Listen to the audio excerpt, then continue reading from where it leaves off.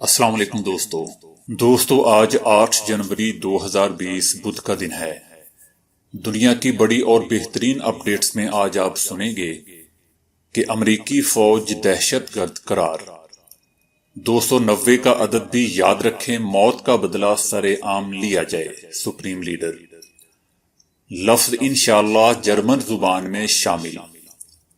General Qasim سلیمانی کے جنازے میں بغداد سے 35 سے زائد لوگ مارے گئے۔ وزیر اعظم مہاتیر محمد کا جنرل قاسم کی شہادت پر مسلمانوں کو اکٹھا ہونے کا پیغام۔ ہٹلر نے مودی کو گود میں اٹھا لیا، ہالی ووڈ ایکٹر کیوسک نے ہٹلر اور مودی کو جڑواں بنا دیا۔ جنرل قاسم کی نماز جنازہ پڑھانے والے یہ پاکستانی شیعہ بزرگ کون ہیں؟ مقبوضہ وادی بھارت کا حصہ نہیں بلکہ پورا بھارت اب وادی بن چکا ہے، بھارتی سیاستدان۔ ایران کی اسرائیل کو دنیا کے چہرے سے مٹانے کی دھمکی کے بعد نیتن یاہو خوف کا شکار۔ نہرو یونیورسٹی احتجاج پر خاتون کے مقبوضہ وادی کو آزاد کرو کے پوسٹر پر بھارتی ایوانوں میں کھلبلی۔ تو آئیے دوستو چلتے ہیں اب خبروں کی ڈیٹیل کی طرف، لیکن اس سے پہلے اگر ہو سکے تو چینل کو لائک اور سبسکرائب ضرور کیجیے گا، شکریہ۔ دوستو، جنرل قاسم سلیمانی کے واقعہ کے بعد ایرانی پارلیمنٹ کی جانب سے امریکی فوج کو دہشت گرد قرار دینے کا بل منظور کیا گیا ہے۔ قومی سلامتی کونسل کو ہدایت دیتے ہوئے سپریم لیڈر آیت اللہ خامنئی نے کہا ہے کہ جنرل قاسم سلیمانی کی موت کا بدلہ سر عام لیا جائے۔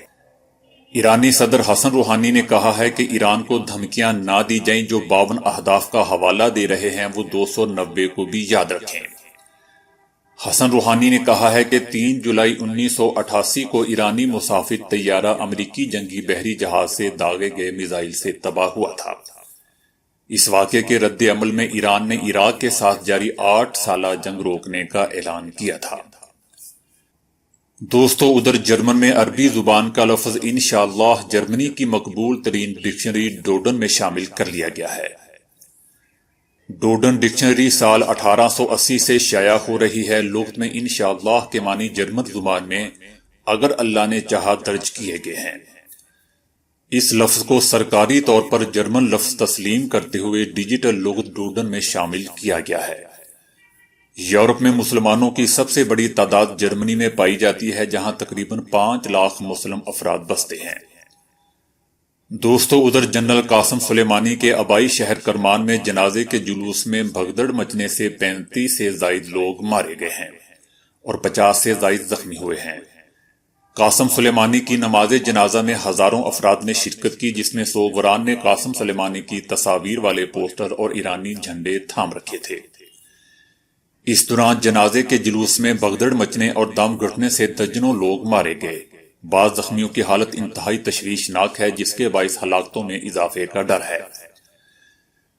دوستو، ادھر ملیشین وزیر اعظم مہاتیر محمد نے کہا ہے کہ جنرل قاسم سلیمانی پر امریکی ڈرون حملہ بین الاقوامی قوانین کے خلاف تھا۔ یہ حملہ دہشت گردی کو بڑھاوا دے گا۔ ملیشین وزیر اعظم کا کہنا تھا کہ یہ مسلمہ امہ کے لیے بہترین وقت ہے کہ وہ اب ایک ہو جائیں۔ ہم اب دنیا میں زیادہ محفوظ نہیں ہیں۔ انہوں نے ٹرمپ کی طرف اشارہ کرتے ہوئے کہا کہ اگر کوئی کسی کی بے عزتی کرتا ہے یا کچھ کہتا ہے جس کو کوئی شخص پسند نہیں کرتا، تو کیا اس شخص کے لیے جائز ہے کہ وہ کسی دوسرے ملک سے ڈرون حملہ کرے اور کسی کو مار دے؟ دوسری جانب جنرل قاسم سلیمانی کی امریکی حملے میں شہادت پر ملیشیا کے دارالحکومت کوالالمپور میں ایرانی سفارتخانے کے باہر متعدد خواتین نے احتجاج کیا اور امریکہ کے خلاف نعرے بازی بھی کی۔ دوستو، ادھر بھارت کے بعد اب ہالی ووڈ میں بھی مودی کو ہٹلر سے تشبیہ دی جانے لگی ہے۔ ہالی ووڈ کے معروف اداکار، ہدایت کار اور سکرین رائٹر جان کیوسک نے ٹویٹر پر نریندر مودی اور ہٹلر کی تصویر شیئر کی ہے، جس میں دونوں نے ایک جیسا لباس پہنا ہوا ہے۔ دونوں کو جڑواں بنا دیا گیا ہے۔ جان کیوسک نے اس تصویر پر کوئی بھی تبصرہ کرنے سے گریز کیا ہے۔ بھارت میں شہریت کے متنازع قانون کے خلاف صورتحال دن بدن خراب سے خراب تر ہوتی جا رہی ہے، اور اب دنیا بھر میں لوگوں نے بھارتی وزیر اعظم نریندر مودی کو ہٹلر سے تشبیہ دینا شروع کر دیا ہے۔ سوشل میڈیا پر بھی صارفین مودی کی پالیسیوں کو نازی جرمن دور سے تشبیہ دے رہے ہیں۔ دنیا بھی اب عمران خان کی زبان بولنا شروع ہو گئی ہے۔ بھارت بھر میں شہریت کے متنازع قانون کے خلاف مظاہروں نے ہاتھوں میں ایسے پوسٹر اٹھا رکھے ہیں جس میں ہٹلر نے مودی کو گود میں لیا ہوا ہے، اور ایسے پوسٹر سوشل میڈیا پر بھی وائرل ہو رہے ہیں۔ صرف یہی نہیں بلکہ ایک جرمن ٹی وی نے بھی مظاہرین کی یہ تصویر نشر کی ہے جس میں ننھے مودی کو ہٹلر نے اپنے ہاتھوں میں اٹھا رکھا ہے یا گود میں اٹھا رکھا ہے۔ یاد رہے کہ اس سے قبل بھی ہالی ووڈ ایکٹر جان کیوسک نے نئی دہلی میں جامعہ ملیہ کے طلباء و طالبات پر ظالمانہ تشدد پر طالب علموں کے ساتھ اظہار یکجہتی کیا تھا۔ دوستو، ادھر ایرانی جنرل قاسم سلیمانی کی میت ایران پہنچنے کے بعد گزشتہ روز تہران میں ان کی نماز جنازہ ملک کے رہبر اعلیٰ آیت اللہ علی خامنائی نے پڑھائی۔ لیکن یہ بات شاید کم لوگ ہی جانتے ہوں گے کہ ہفتہ 5 جنوری کو عراق میں ان کی نماز جنازہ ایک پاکستانی نے بھی پڑھائی تھی۔ جنرل سلیمانی کی نجف میں نماز جنازہ کی امامت 78 سالہ آیت اللہ حافظ بشیر حسین نجفی نے کی تھی، جن کا شمار عراق کی اہم ترین مذہبی شخصیات میں ہوتا ہے۔ انہیں دیگر علماء اور عام افراد کی رہنمائی کے لیے اسلامی قوانین کے تحت قانونی فیصلے کرنے کا بھی حق حاصل ہے۔ آیت اللہ حافظ بشیر حسین کی پیدائش تقسیم ہند سے قبل ہوئی اور قیام پاکستان کے وقت ان کے والد جلندھر سے لاہور کے قریب واقع باٹا پور منتقل ہو گئے تھے۔ آیت اللہ نے لاہور میں جامعہ منتظر میں آیت اللہ اختر عباس کی سرپرستی میں زیر تعلیم رہنے کے بعد خود بھی درس و تدریس سے وابستہ ہو گئے۔ 60 کی دہائی میں عراق میں نامور علماء سے اصول اور فقہ کا درس حاصل کیا۔ 1966 میں نجف میں حوزہ علمیہ میں تدریس کا باقاعدہ آغاز کیا اور انہوں نے اپنی زندگی یہاں کے لیے وقف کر دی۔ صدام حسین کے دور حکومت میں اس درسگاہ پر حملے میں آیت اللہ بشیر نجفی زخمی بھی ہوئے تھے۔ ان کا ایک بھائی، بڑا بیٹا اور خاندان کے دیگر افراد پاکستان میں مقیم ہیں۔ مذہبی اہمیت کے علاوہ خطے کی سیاست پر مشاورت کے معاملے میں بھی آیت اللہ بشیر نجفی کو اہم مقام حاصل رہا ہے۔ گزشتہ برس ایران کے صدر حسن روحانی نے بھی ان سے ملاقات کی تھی، جبکہ ان کے ساتھ جنرل قاسم سلیمانی کے ہمراہ شہید ہونے والے عراقی کمانڈر ابو مہدی کی بھی ملاقات کی تصویر ایک سامنے آئی ہے۔ آیت اللہ بشیر نجفی متعدد کتابوں کے مصنف ہونے کے علاوہ یتیم خانوں، تعلیمی اداروں سمیت صدام حسین کے دور حکومت کے بعد مدارس اور ان امام بارگاہوں کی تعمیر نو پر خصوصی توجہ دی جو اس دور میں متاثر ہوئی تھیں۔ دوستو، ادھر بھارت کے سابق مرکزی وزیر یشونت سنہا نے کہا ہے کہ جواہر لال نہرو یونیورسٹی میں طلباء اور اساتذہ پر حملے سے عیاں ہوتا ہے کہ سرکاری گنڈوں اور سرکاری پولیس میں کوئی فرق نہیں رہا۔ وادی کے حالات ٹھیک کرنے کے دعوے دار پیدا ہو گئے ہیں۔ یہ محسوس ہوتا ہے کہ مقبوضہ وادی بھارت کا حصہ نہیں بلکہ پورا بھارت ہی اب وادی بن چکا ہے۔ 370 اور 35A کی منسوخی کے بعد سخت گیر پالیسی کو اپنایا گیا تاکہ کوئی آواز نہ اٹھا سکے۔ انہوں نے پولیس پر سماج مخالف طاقتوں کی حمایت کرنے کا الزام بھی عائد کیا۔ حکومت پر تنقید کرتے ہوئے انہوں نے کہا کہ حکومت نے دعویٰ کیا تھا کہ وادی کے حالات ٹھیک ہوں گے اور دیگر ریاستوں کی طرح خوشحالی ہوگی، لیکن حالات اس کے بالکل برعکس ہیں۔ انہوں نے کہا کہ حکومت کی سخت گیر پالیسی کے خطرناک نتائج سامنے آ رہے ہیں۔ یاد رہے کہ یشونت سنہا تقریباً 20 سال سے زائد عرصے تک بھارتی جنتا پارٹی یعنی BJP سے وابستہ رہے ہیں۔ انہوں نے ان باتوں کا اظہار جامعہ ملیہ اسلامیہ کے باہر شہریت ترمیمی قانون کے خلاف ہونے والے احتجاج کے دوران کیا۔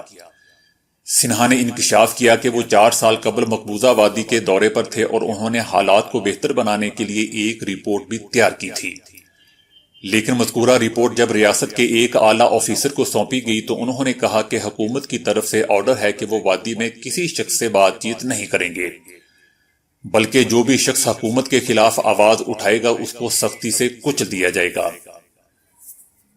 دوستو، ادھر ایران کی اسرائیل کو صفحہ ہستی سے مٹانے کی دھمکی کے بعد اسرائیلی وزیر اعظم نیتن یاہو خوف اور بوکھلاہٹ کا شکار ہو گئے ہیں۔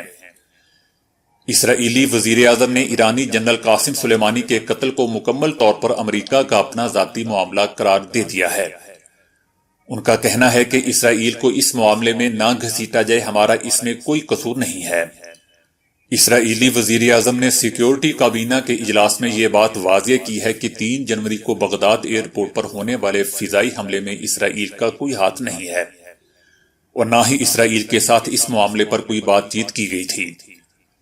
فضائی حملے کا فیصلہ امریکہ کا اپنا تھا جس میں اسرائیل کا کوئی ہاتھ نہیں ہے، اس لیے ہمیں اس سے دور رکھا جائے۔